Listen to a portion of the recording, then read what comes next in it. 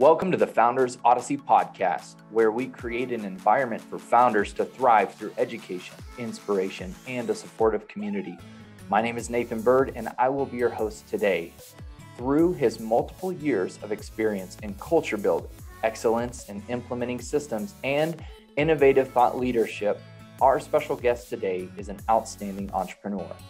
By using his years of talent mixed with his passion to create community, his latest venture, Mixtape, is bringing those two together. Their social music platform is aimed at bringing nostalgia back and providing quality music to the masses. Let's welcome Rod Duffin to the podcast today. Rod, Robs, thanks for coming on. Yeah, thank you. Yeah, it's Rob Duffin. Thanks for having me on. It's an honor to be on your podcast. Absolutely, Rob. So what I like to ask, and this is something that really gets to the heart of it, because a lot of people have different definitions of what an entrepreneur is, but also what does entrepreneurship mean for you? That's a great question. I love that question because I think entrepreneurship can mean a lot of things to a lot of people. I had a business partner at one point who would say that he believed that entrepreneurship could change the world and could fix all the problems in the world. And I tend to agree with him because, you know, with entrepreneurship, incentives are just in the right place. You get people who want to, I mean, I guess my definition of entrepreneurship, I would say, is you've got people who want to solve problems for other people or for themselves. And when you have people who want to solve problems and they're incentivized to do so in the type of, structure that we have in the United States and many places in the world, problems can be solved. And so people dig in deep and they look at creative ways to serve markets. And if they're not able to serve markets, they're not compensated. The incentive, the incentive motivates them to pivot and to change and to find better ways to solve those problems. So it's a system that delivers the high standard of living that we have today, which I love. I think we all benefit from that. And yeah, go ahead. No, that's interesting. You say so. There's a creativity within entrepreneurship, and every entrepreneur has creativity, but there's also innovation that comes from it. But at the end of the day, we are all looking to solve problems. And my question to you is, where did that bug come from? And when did it really start to where you started to see things from a different point of view, a different lens?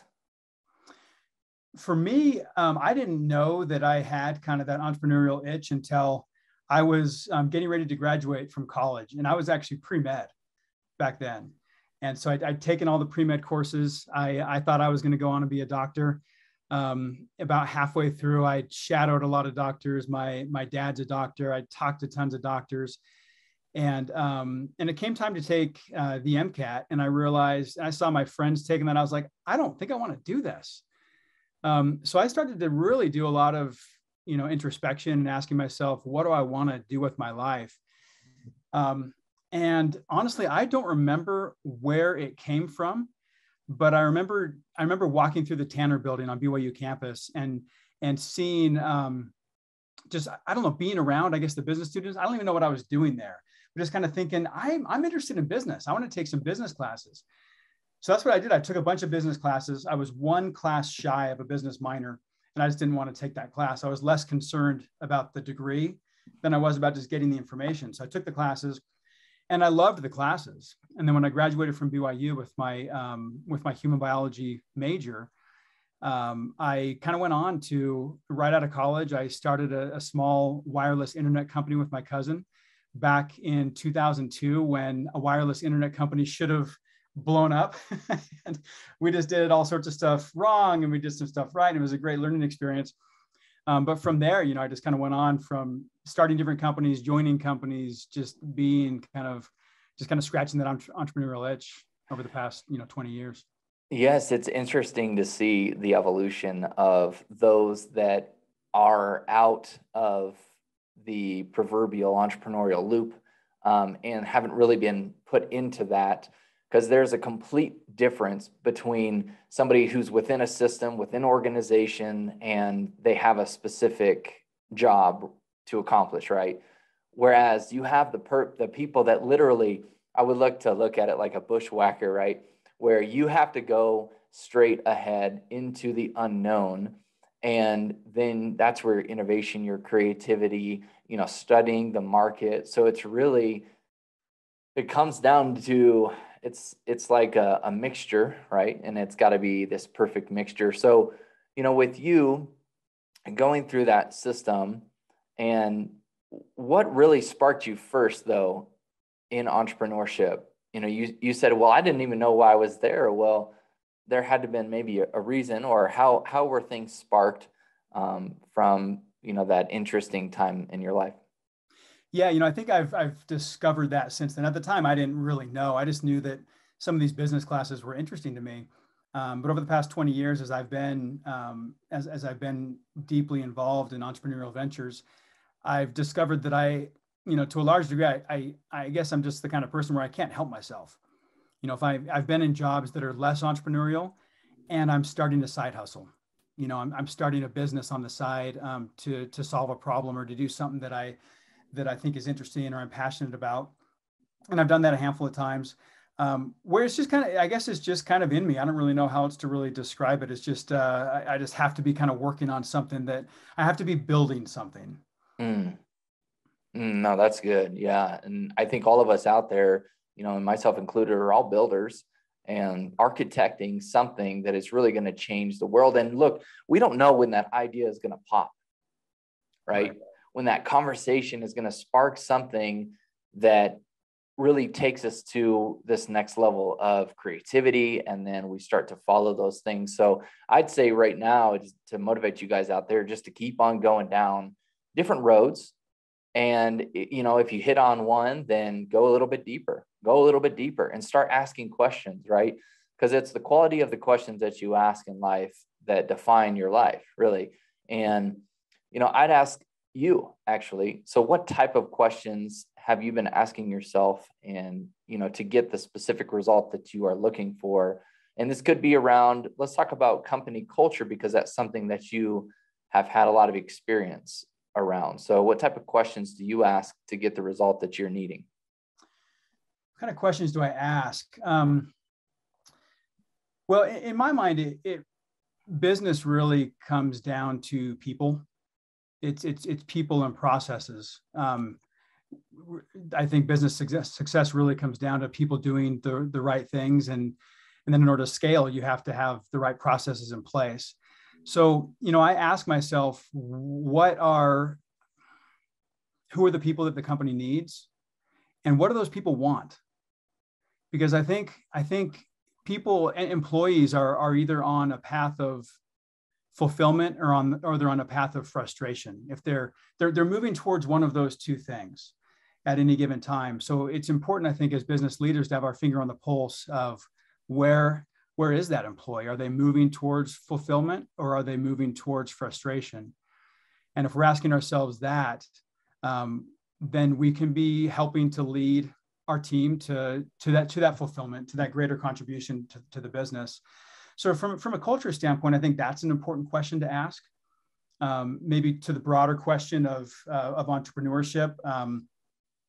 For me, I'm always asking myself, what makes me happy? What makes the people who are closest to me happy? And oftentimes the answer is serving the people who are closest to me. That's what makes me happy. And that's an ongoing journey, I think, too. Share with us some failures that you've made in creating culture within an organization, and ways that you've been able to overcome those and become a better leader.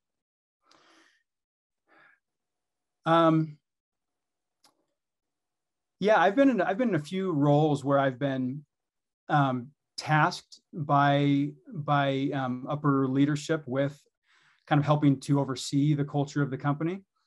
I've also been in roles where I've been the one, where I've been that upper leader, to kind of deliver, to help deliver or foster a healthy company culture. Failures, I've found that company culture comes from two places. It comes from the highest level of the organization, and everywhere else in the organization. So, where I found myself in roles where I'm kind of, not at the highest part of the organization, the only way to be successful in that kind of role is to be aligned with the highest levels of the organization, with the CEO or whoever's calling the shots, because ultimately that's where the table is set for the culture. And then it's either accepted or rejected by the rest of the company. And when there's alignment there, then the company can have a really healthy, thriving culture. But when I've been in those roles, if I'm not on the same page as the CEO, it just doesn't work. So I can be trying, if I see things differently, I have to sell that CEO on why, this change needs to take place. Because if I go and try to do it on my own, that's where I failed. Because there's it has to come from the top. So I've got a few things there. There's communication that has to occur. It's got to be streamlined, and it's coming from top-down leadership. As we all know, that the CEO or those that are, I don't mean to say in charge, because we're all in charge of specific lanes that we have, but that's where that communication has to come in play.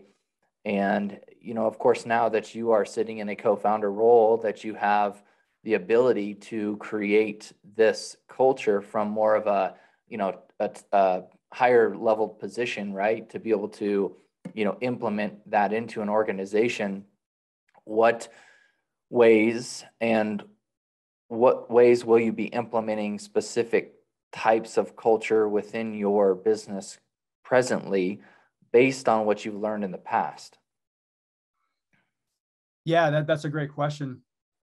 With smaller teams, it's different than with larger teams.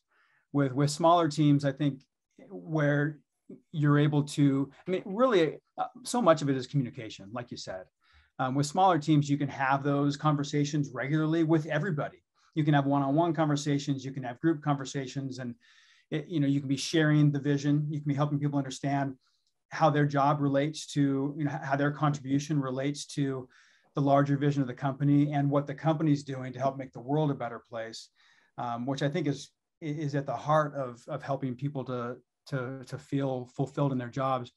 So with smaller teams, those conversations are happening between, the founders and everybody else. And if they're not, they really should be.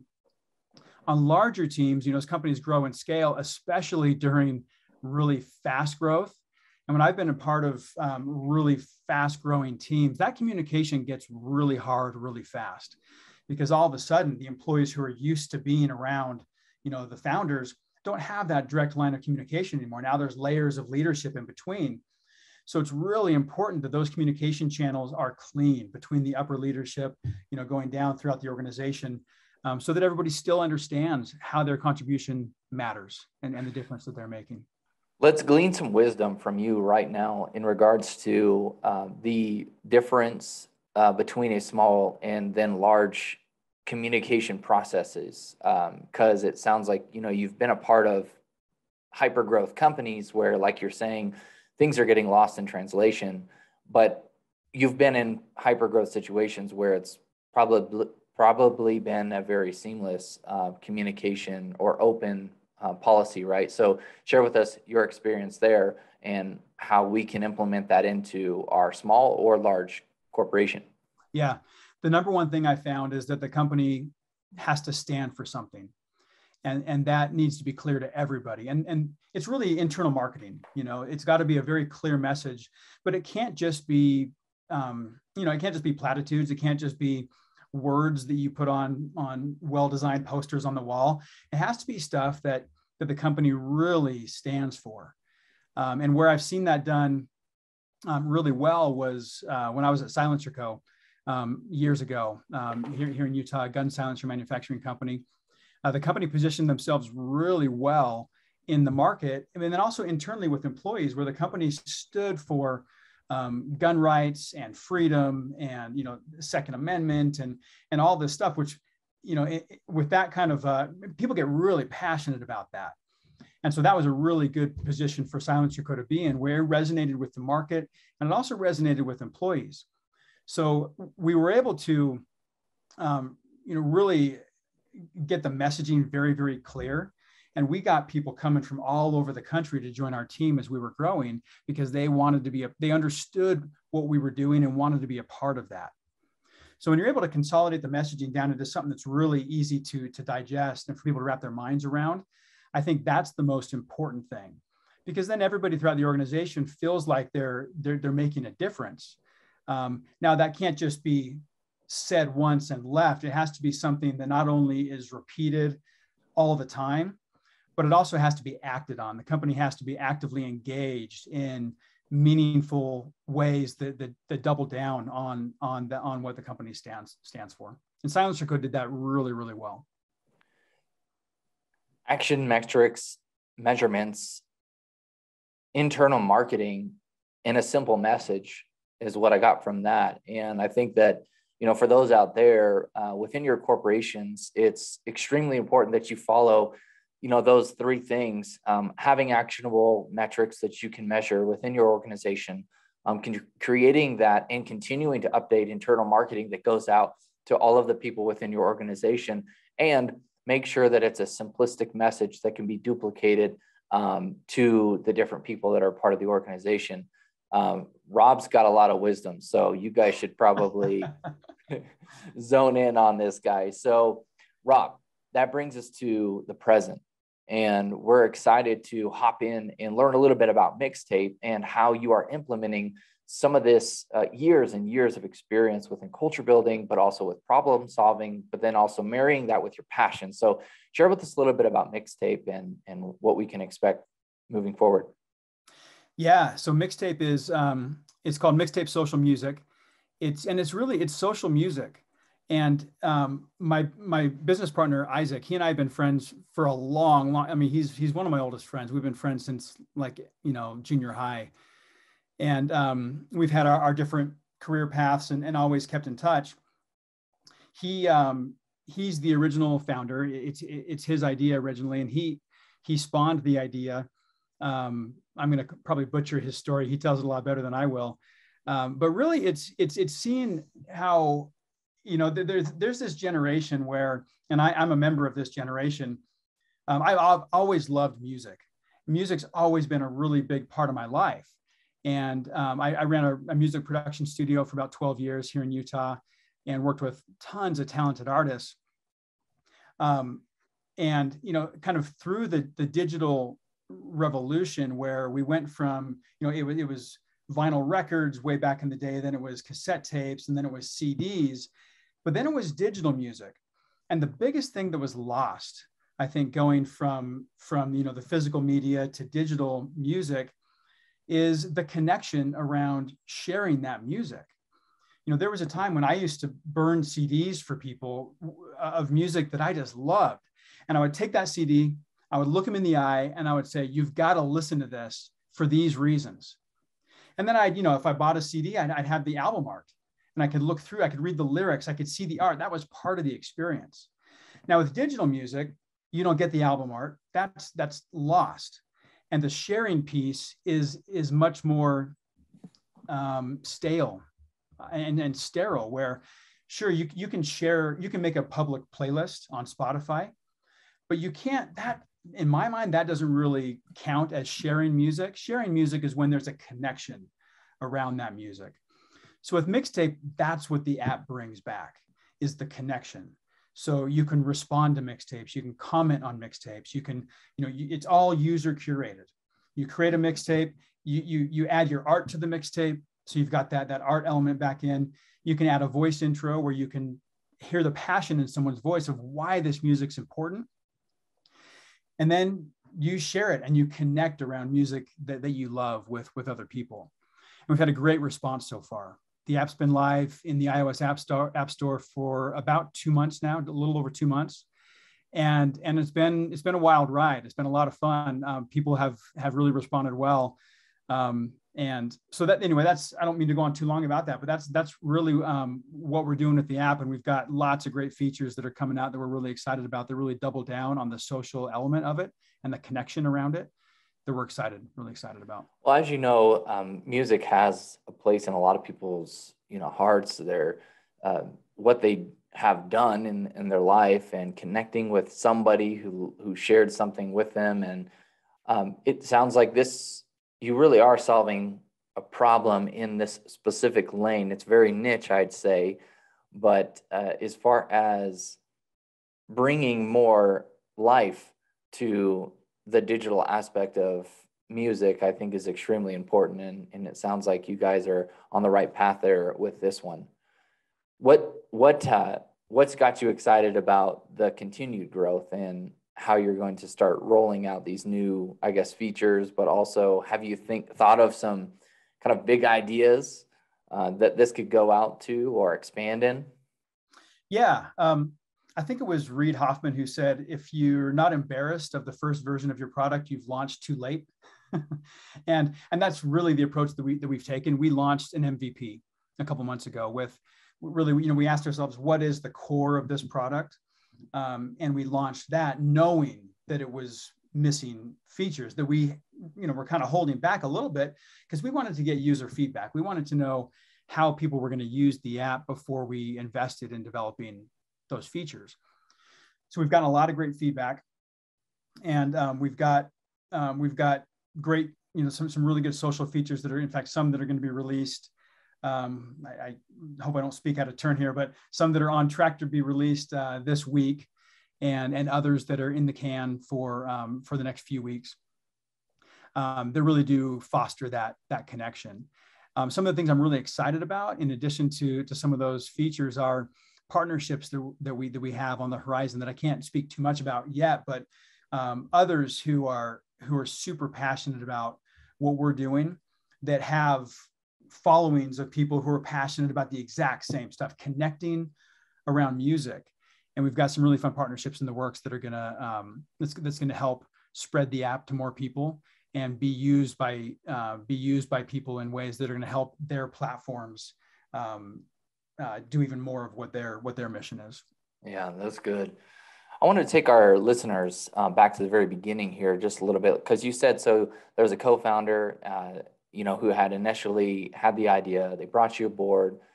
So what have been kind of the growing pains through this process? Because it's an Odyssey, as we all know, the founder's Odyssey. Yeah. And, what are some of the things that you've learned that you could share with our audience through the process of developing an app, to doing your customer research, to laying out your strategy canvas, to doing your market analysis, to your competitive research and whatnot? So what are some of the things that you learned through that process? Yeah, so gathering that customer feedback, which is so important, you're always kind of walking a line, because you're getting feedback that's always valuable. But sometimes you can't jump it. Obviously, you can't deliver what everybody wants. You have to prioritize, and figuring out really what is the most important, and juggling balancing your resources. We're always saying how, man, I wish we could just develop everything right now. But one, that's not really wise. Obviously we're super excited about certain stuff, but we want to take it one step at a time, where we're developing the most important things and delivering those things, and delivering them well, and making sure they're adopted, and gathering additional feedback, and then going back to our list and reprioritizing, getting additional feedback. So that's always you're kind of walking in a tightrope a little bit, trying to figure out what to do. And it's really important that we get it right. We don't want to, you make a mistake, and that can, in the early stages of a company, that can be very costly. So far, I think we've been blessed to get great feedback, to be able to make good decisions. And so far we're on a good path, I believe. Speak to the founders out there that have an idea, they've gotten to the stage where they have an application, and what they're really needing is to continually having that customer feedback. How have you guys created a pipeline for updates and quick feedback in the product iterations and whatnot? How have you developed that line of communication? Is it through multitudes of people that you're receiving this feedback? Do you have beta tests? I mean, you have testers, right? And you've already been launched for 2 months, but how do you receive that feedback? And then what And when do you decipher to make changes based on your small group of people? So Isaac Ellsworth, my partner, he and I are every day we're talking to customers, and partners and users. We're traveling quite a bit, going to events. And what's fun about this is a lot of the events that we're going to are concerts from some of the bands that we've loved forever. And it's funny because sometimes, not to get off topic, but sometimes I'm talking to somebody and the fanboy in me is trying to get out. But we're having like this peer-to-peer conversation about the app and how it's beneficial to them and how they love it. And it's a lot of fun for me. But we've got bands who are adopting this app and see the benefit of how they can connect with their fans in a way that's really never been possible before. So that's a lot of fun. So, talking to users, talking to customers, talking to partners all the time, that's really, really valuable. And also looking at the App Store reviews and taking those things seriously, listening to what people are asking for, what people are saying. We have a street team that's out talking to people as well and kind of bringing that feedback back to us also. So, we take that feedback, we discuss it internally. And we're all users as well. We're all passionate about the music and the connection as well. So, we're building something that we love also. So, we take that into account as well. Our development team, Silverpine Software, fantastic group. They're very, very talented and very easy to work with. And we're very lucky to have them as partners. We meet with them regularly as well. And they've got a whole roadmap of all the stuff. We'll meet with them, and they have a lot of input too, because they're in there using the app as well. So we coordinate with them, and between all of us, we put our heads together and try to make the best decisions possible. Okay. So from a system standpoint, you've got your runners out there, like you said, you have yourself, and then, from a tool standpoint, really what I'm trying to do here is, if for those that are listening, what a systematic approach and tools would you use from really a software standpoint to, is it through Google Sheets? Is it through Google Docs where you're just taking notes? Like, how is the best way that you found as a founder? And many people probably have a lot of different things they use, but for you guys to extract and then to decipher and then to act upon, what system have you implemented? I know you were talking a little bit. I'm just trying to think of like from a tool standpoint. Yeah, it's a great question. So yeah, we use Google Docs, Google Sheets extensively. In terms of the specific tool for managing the roadmap for the product, Jira is the software platform that we use to manage all of that, and we all sync up on that. The Silverpine team uses that extensively as well. Okay, good. Yeah. So customer feedback coming in. Because look, everybody out there it's universal. It doesn't have to be an app necessarily, because you need to have customer feedback, right, and you need to have a repository of all that feedback that you are deciphering. And then you also have to prioritize through your deciphering of all that information. And that's where your communication amongst your founders come in handy. And that's where your trust and your relationship and your roadmap and your legacy lifestyle and your long-term approach needs to come into factor as well as you begin to build out the company. But, and that's where, if you do exit planning, where it's so important to understand, are we going to exit in 2 years or 3 years, right? Or is this going to be a business that we just continue to build because it's just something we're passionate about? So I know I said a lot there just in a short, quick burst, but it's begin with the end in mind, but then also continue to work backwards and then implement tools, systems, team, treasure, talent in order to accomplish your goals. So, man, we've got some things coming up here in the future. And first, I want to start with you personally. What are you personally excited about in the future and what that holds?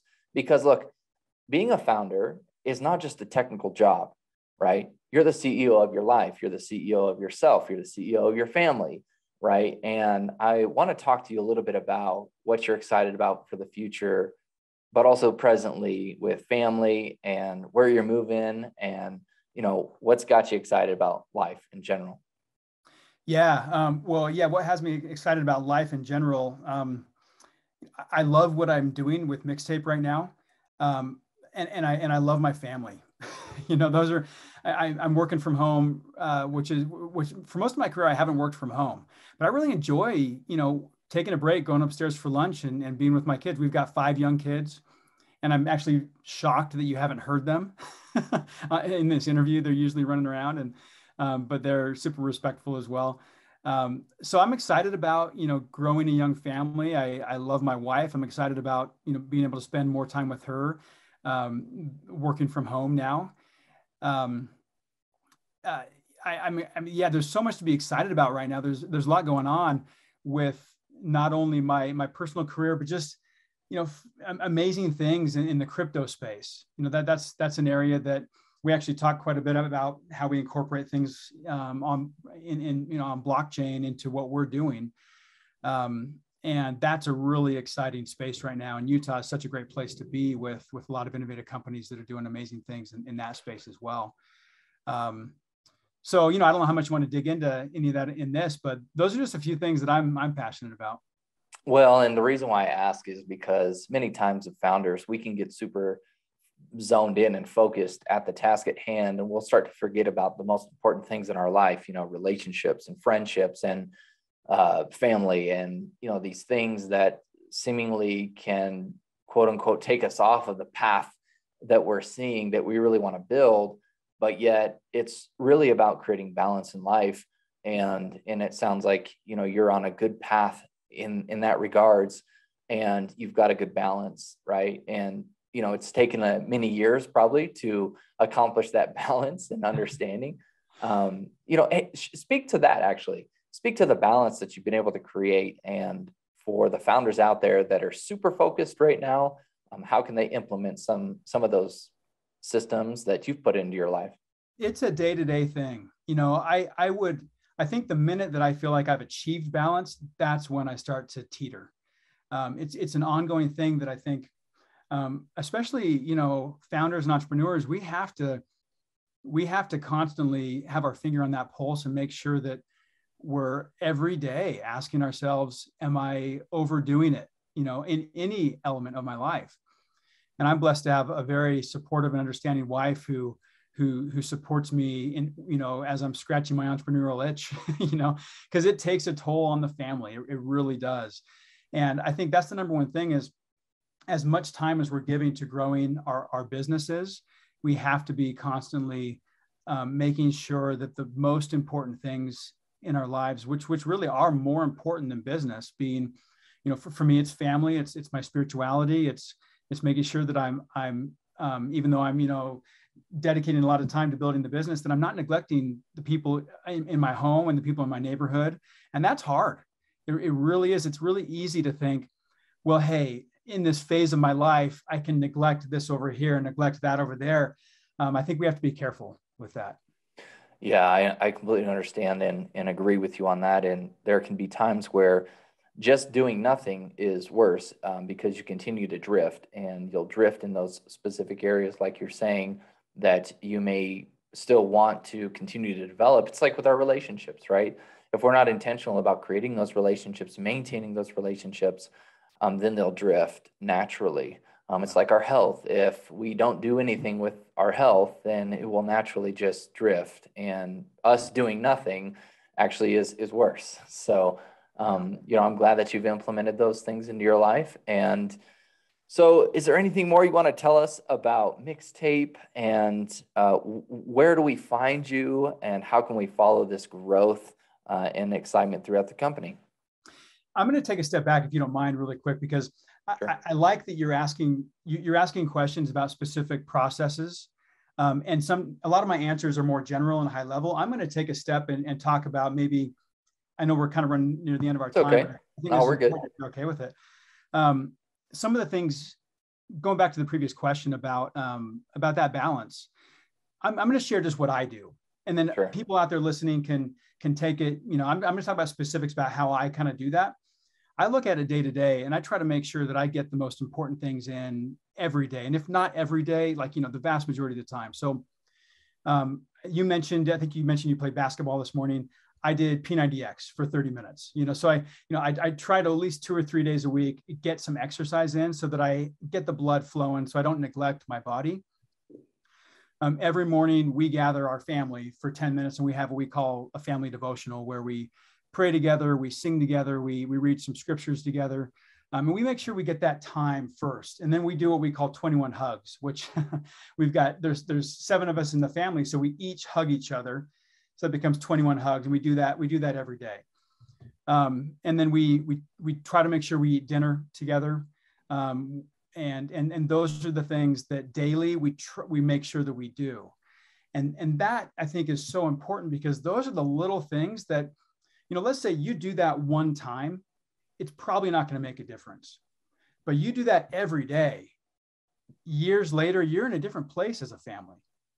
It makes a big difference over time. And that's what we're working towards. That's really what our goal is, to make sure that as a family, we get those things in. And it's the same thing with business. It's making sure we have really good processes in place, like I've just described for our family, where, these are the things we do every day. These are the things we do every week, that little by little, we create good habits. So we're creating a good culture and creating good momentum forward that we're able to carry. But it really does come down to getting specific about what are we doing, why are we doing it, and doing it every day. Well, and for those out there that, that maybe they're not married, but yet you still have relationships in life, and that's how you're intentional about those building those relationships. For those that are married, it's about creating those, boundaries and knowing what your priorities are in life and listing them out and being very diligent and disciplined, because discipline equals freedom. And when we have those in place, then, our lives really become a lot better. And it sounds like, once again, you're implementing those proper procedures, both from a corporate and also from a relational and a family standpoint. So this has been a wonderful interview, Rob, and just getting to know you a little bit better about, who you really are, but also what you're excited about, because I think it's so important to understand who the founder truly is, and, who is it behind the screen, right? Because when the lights are out, and not saying the lights are out necessarily, but it's like, who is Rob, who is running Mixtape, and, I think that's really important. So any last words before we close out here? Actually share with us real quick, where can we find Mixtape? Yeah. So right now we're on iOS. So Android is on the roadmap. It's in Jira.